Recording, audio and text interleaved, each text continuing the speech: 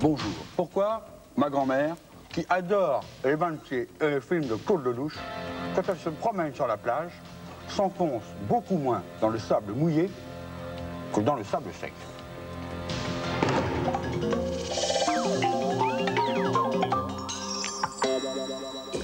Avant de vous expliquer pourquoi ma grand-mère préfère marcher sur le sable mouillé que sur le sable sec, je vous emmène dans son jardin. Là, il y a une mare. Et sur cette mare, l'été, il y a des araignées d'eau.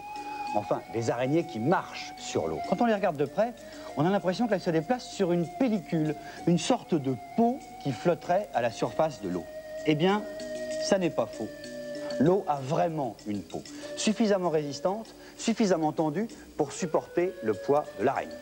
Encore plus lourd que mon insecte, cette lame de rasoir, que je pose délicatement, et un trombone. Lui, je le mets sur un peu de filtre à café, je le pose délicatement sur l'eau, le filtre à café se mouille, s'alourdit et transformé en éponge, il coule. Normal.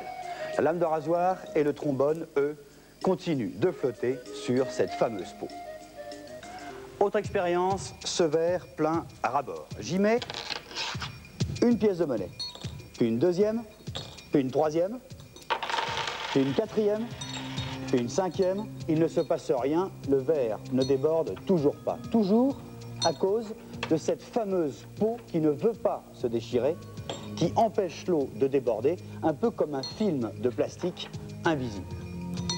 Eh bien, cette fameuse peau, elle est due en réalité à la tension superficielle. Imaginez que le verre, ce soit le studio, cette cuisine, quoi. Moi, je suis une molécule d'eau. Tout autour de moi, plein d'autres molécules d'eau. On est une foule immense, serrée, compacte, et on a tendance, évidemment, à se regrouper, à faire corps, à ne pas se quitter. On s'attire les unes les autres. Moi, je suis tranquille, je suis au milieu. Mais pour celles qui sont sur les bords du verre, pardon, de la cuisine, elles veulent absolument rester dans le groupe.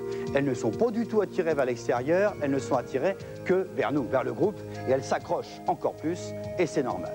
Et si quelqu'un essaie de les séparer, si quelqu'un veut rentrer dans le groupe, une énorme araignée par exemple, ou une lame de rasoir, eh bien, elles vont résister. Dans une foule ou dans une manif, ceux qui sont sur les bords poussent toujours plus fort, ils se tiennent mieux les coudes que les autres, ils empêchent les débordements. Imaginez maintenant qu'une énorme pièce de monnaie ait réussi à rentrer dans le studio. Et puis une deuxième, et puis une troisième. On commence à manquer sérieusement de place dans cette cuisine. Mes copines molécules et moi, on est un peu poussés dehors. Alors, on s'accroche aux portes, on s'accroche au bord du verre, quoi, toujours pour rester groupés. Et pour vous le prouver, encore plus fort, cette passoire. Quand je vais renverser la bouteille, les petites molécules d'eau vont s'accrocher sur chacun des trous de la grille. La résistance des peaux entre chacun de ces trous, la tension superficielle totale est telle que ça ne coule pas. Essayez, c'est simple et vous verrez, ça marche. Résultat des courses, moi, molécule d'eau, quand je rencontre une autre molécule d'eau, je m'y accroche et on ne veut plus se quitter. Et s'il y avait un grain de sable entre nous, ce serait la même chose, je continuerais à m'accrocher. Ma grand-mère, quand elle marche sur du sable mouillé, a l'impression que les grains de sable sont solidaires entre eux. C'est faux. En fait, c'est l'eau qui tient le sable.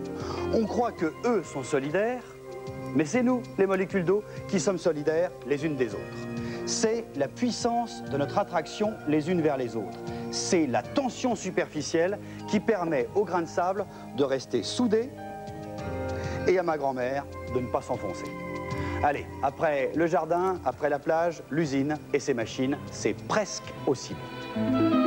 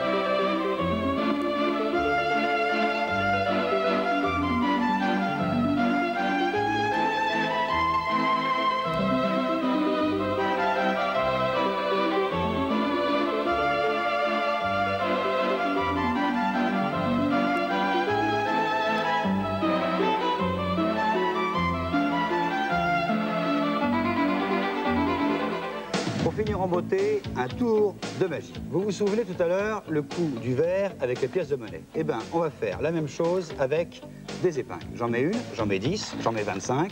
Je mets toute la boîte d'épingles et ça ne déborde toujours pas. Vous avez écouté l'émission, vous savez pourquoi. Mais regardez maintenant qu'elle est pleine à ras-bord. Je mets simplement, attendez, j'en rajoute encore un peu, une toute petite goutte de palmolive Bessel. Et c'est la Bérésina. Pourquoi? Rendez-vous la semaine prochaine.